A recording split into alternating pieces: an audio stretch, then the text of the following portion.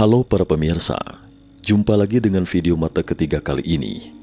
Pada video ini, kami coba membahas prediksi perang Ukraina dari awal hingga akhir.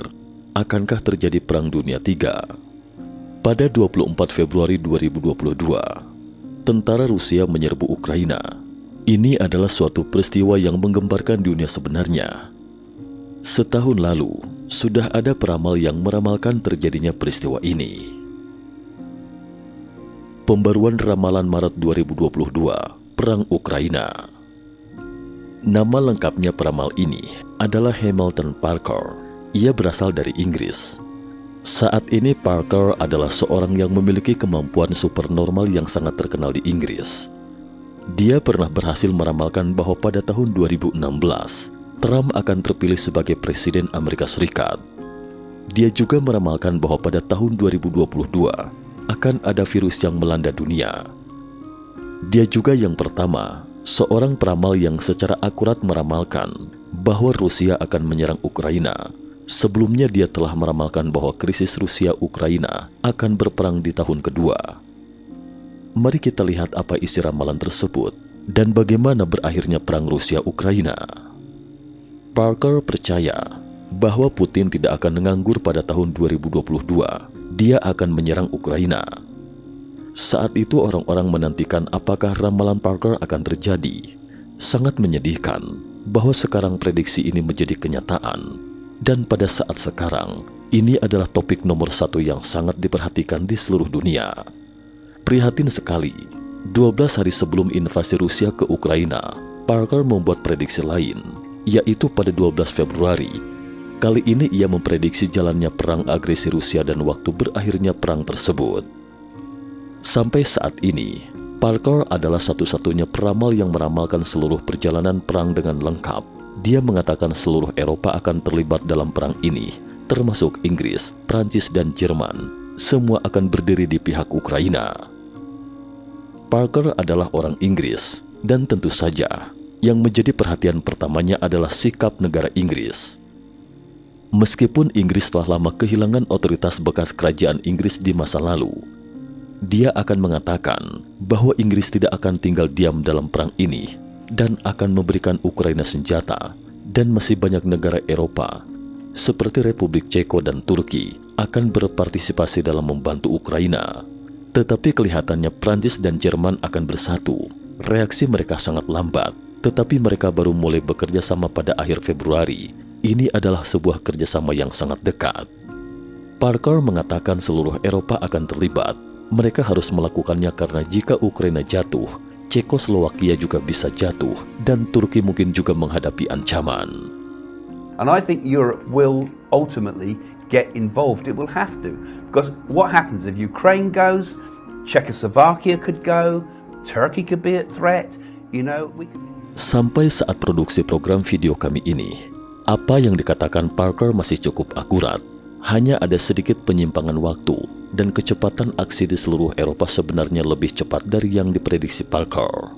Sebelum invasi Rusia, wilayah Eropa masih berantakan. Jerman adalah kekuatan nomor 1 di benua Eropa, dan sikap anti-Rusianya ragu-ragu tidak jelas.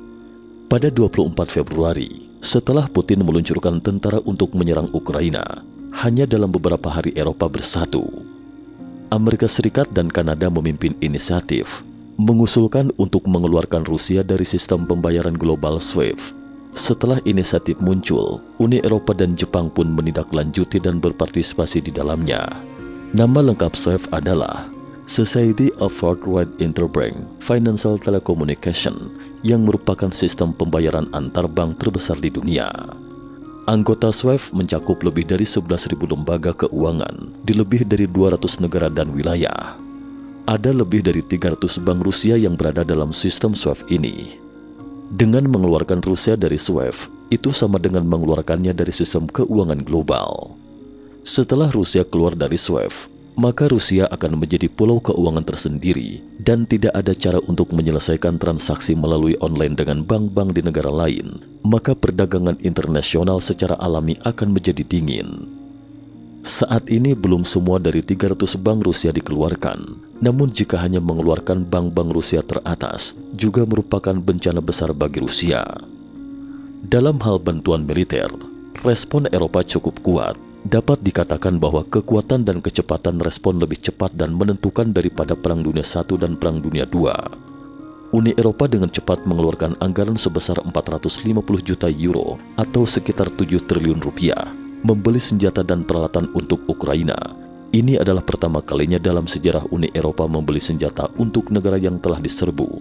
Ini tidak hanya dalam tindakan kolektif, tetapi masing-masing negara juga melakukannya. Kementerian Pertahanan Jerman pada tanggal 26 Januari mengatakan akan memberikan 5.000 helm kepada Ukraina. Masih kelihatan bimbang tidak tegas, namun 2 hari setelah Ukraina diserang, sikap Jerman berputar 180 derajat.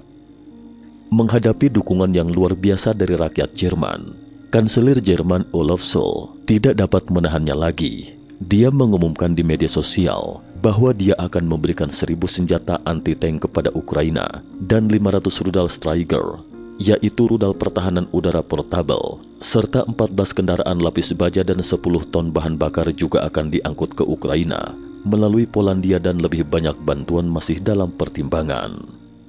Kekuatan wilayah regional besar lainnya adalah Prancis, juga telah menyetujui bantuan senjata ke Ukraina. Untuk memberikan senjata pertahanan udara dan peralatan perang anti-cyber, Turki memberi bantuan drone. Belanda, Belgia, Republik Ceko, Swedia, Finlandia, Rumania saling mengirim senjata, amunisi dan perlengkapan militer lainnya ke Ukraina. Pada tanggal 27 Februari, diumumkan juga bahwa beberapa sekutu siap membantu Ukraina dengan jet tempur. Dalam sebagian besar masalah ini, beberapa bulan-bulan sebelumnya, Parker telah memastikannya, tetapi ada satu hal yang tidak sepenuhnya dia katakan tepat, yaitu dia memperkirakan bahwa pemerintah AS di bawah kepemimpinan Biden tidak akan memberikan dukungan militer untuk Ukraina. Namun faktanya, pemerintah AS tidak ragu-ragu dalam hal pengeluaran uang dan senjata. Data Departemen Pertahanan AS menunjukkan bahwa pada 1 tahun sebelumnya, yaitu 2021, AS telah memberikan Ukraina peralatan dan fasilitas pertahanan senilai 650 juta dolar AS. Pada 26 Februari 2022, ditambah lagi 350 juta dolar AS bantuan ke Ukraina. Di antaranya termasuk senjata anti-tank, senjata ringan, baju anti peluru dan berbagai amunisi, serta sistem pertahanan udara, sehingga total bantuan militer AS ke Ukraina melebihi 1 miliar dolar AS. Ini adalah negara besar nomor 1 dalam bantuan kekuatan untuk Ukraina, tetapi Biden memang telah menegaskan bahwa dia tidak akan mengirim pasukan aktif ikut berperang. Dalam hal ini, tidak berbeda dengan negara-negara Eropa lainnya. Negara-negara lain juga memberikan uang dan senjata, tetapi tidak ada yang pasukannya terlibat. Namun pemerintah AS tidak mencegah para veteran bergabung dengan gerakan perlawanan Ukraina sebagai sukarelawan. Mengenai reaksi dari pihak Ukraina, Parker sekali lagi memprediksinya dengan tepat. Dia mengatakan bahwa Ukraina akan berjuang dengan nyawa mereka untuk melawan agresor. Inilah yang dia katakan. And I think the Ukrainians will fight like demons when the Russians... I don't think Ukraine will fall like Czechoslovakia did in quite the same way. I think there will be such... Di sini, Parker membandingkan musim semi Praha pada 54 tahun yang lalu pada bulan Agustus 1968. Gelombang demokrasi Cekoslowakia bangkit, gerakan reformasi musim semi Praha terjadi di Cekoslowakia, dan Partai Komunis Cekoslowakia juga bersiap-siap menghadapi gelombang tersebut untuk melakukan reformasi politik. Untuk menghindari keruntuhan dari kubu sosialis, di bawah kepemimpinan Uni Soviet, Angkatan Bersenjata Pakta Warsawa mengorganisir invasi bersenjata skala besar ke Cekoslowakia. Pasukan yang berkekuatan 250.000 orang ini menyerbu dari 3 arah, utara, timur, dan selatan, dan berperang dalam skala penuh menyerbu Cekoslowakia yang tanpa usaha apapun untuk melakukan perlawanan yang layak. Tank-tank Soviet melaju di jalan-jalan Praha, menghancurkan impian Cekoslowakia untuk memeluk kebebasan. Baru pada akhir tahun 1951, Ceko dan Slovakia memisahkan diri dari cengkeraman beruang kutub Uni Soviet. Ia telah menentukan impian perjalanannya sendiri. Hari ini lebih dari 50 tahun kemudian, di hadapan telapak tangan raksasa yang ditepuk oleh beruang kutub, Sentimen publik di Ukraina sangat berbeda dengan di Cekoslowakia pada masa lalu. Rakyat Ukraina dari atas hingga bawah berada dalam kebencian yang sama menghadapi musuhnya, militer dan rakyat bersatu. Presiden Ukraina Volodymyr Zelensky yang dapat dukungan dari rakyatnya juga bertekad untuk melakukan perlawanan. Peringkat dukungan nasional terhadapnya telah melonjak hingga lebih dari 90%, 3 kali lebih tinggi dari sebelum invasi Rusia. Oleh sebab itu, kalimat yang diucapkan Parker, "Gunakan nyawa melakukan perlawanan untuk menantang," adalah seperti ini. Dalam banyak hal apa dikatakannya adalah akurat. Lalu siapa sebenarnya Parker itu?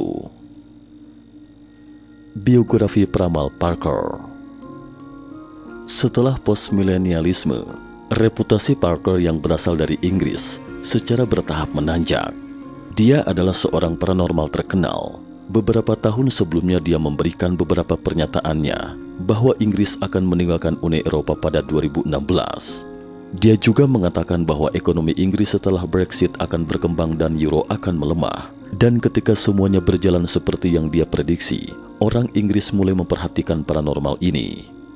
Belakangan Parker berturut-turut meramalkan bahwa Trump akan terpilih dan coronavirus akan meledak di dunia, sehingga beberapa orang Inggris memanggilnya Nostradamus kontemporer. Tentu saja, topik yang sangat diperhatikan orang-orang sekarang adalah kapan perang akan berakhir. Bagaimana perang tersebut akan berakhir? Sekarang Rusia telah menjadi anak pengasingan internasional. Akankah Putin mundur dari invasi ini? Berakhirnya perang Ukraina. Prediksi Parker adalah bahwa Putin akan melanjutkan perang demi citra Kaisar Agungnya. Peperangan ini akan berlangsung terus, dan tentara Rusia juga akan menduduki sebagian dari Kiev, ibu kota Ukraina. Tetapi Parker menegaskan bahwa pada akhirnya Putin akan diusir oleh Ukraina, tetapi mungkin tidak secepat yang diharapkan orang-orang, tetapi tidak akan terlalu lama.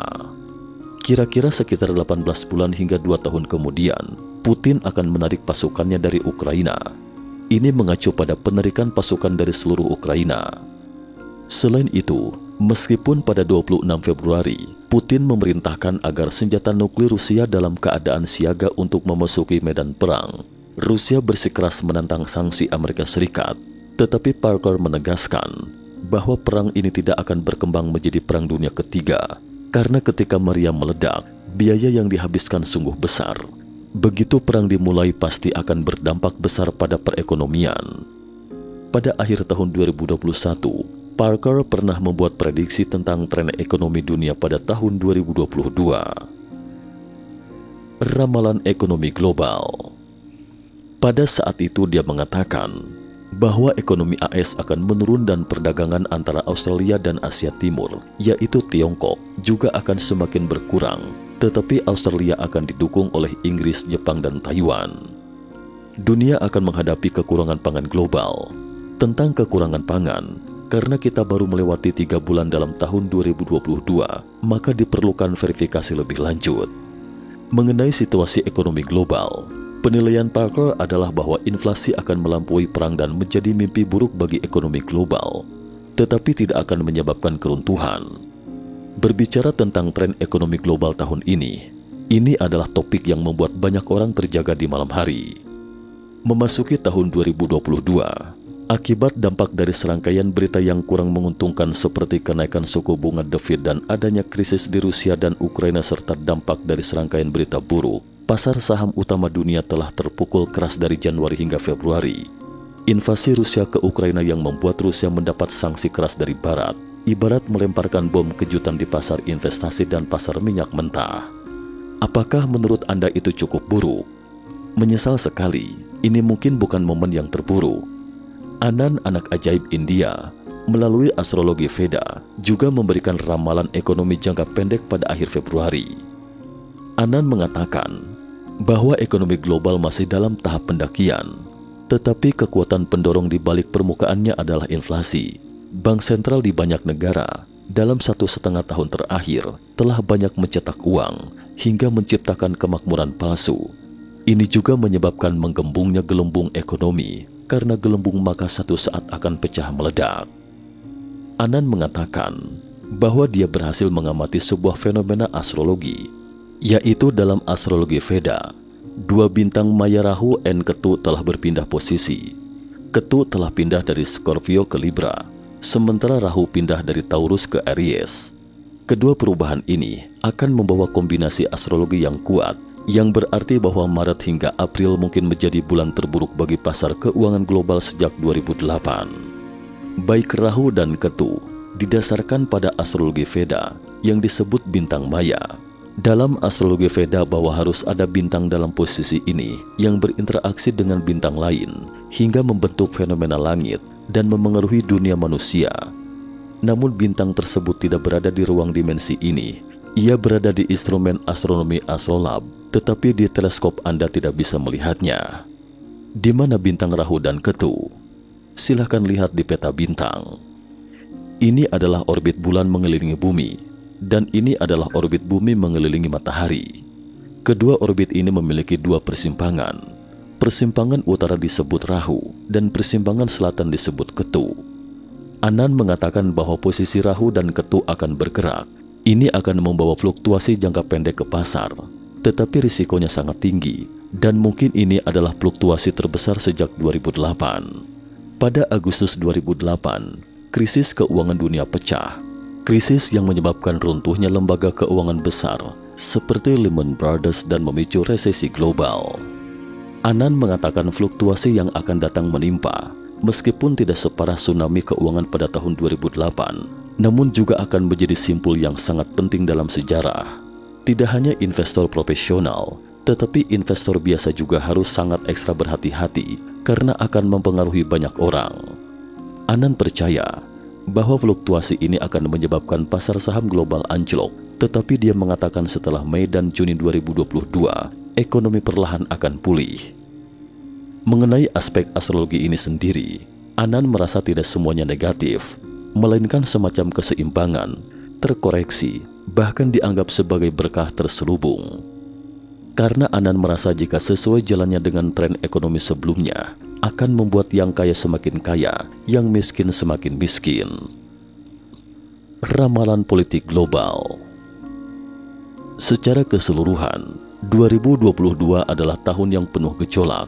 Selain krisis Rusia-Ukraina yang paling mencolok dan gejolak keuangan yang paling mengkhawatirkan, para peramal bahkan meramalkan bahwa situasi politik di banyak tempat akan mengalami perubahan besar.